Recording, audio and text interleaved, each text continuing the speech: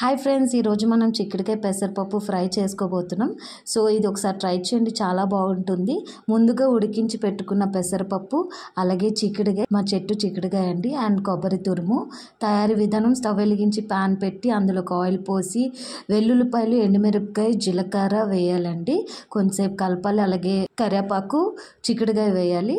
తర్వాత దీంట్లోకి కొంచెం సాల్ట్ వేసేద్దాం, అలాగే కారం కూడా వేసేసి కొంతసేపు కలిపి ఒక 2 minutes దీన్ని ఉడికించుకోవాలండి. కొంచెం పసుపు కూడా వేద్దాం.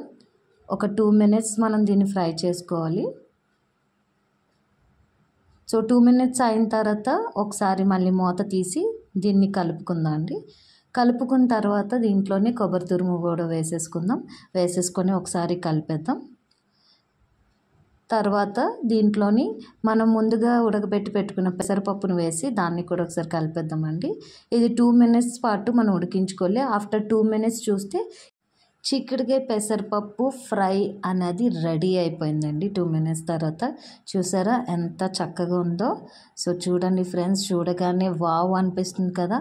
మీరు ఇప్పుడు దాకా దీన్ని ట్రై చేయకపోతే ఒకసారి ట్రై చేయండి. అలాగే ఛానల్ని లైక్ చేయండి, సబ్స్క్రైబ్ చేయండి, షేర్ చేయండి, బెల్ సింబల్ చేయండి.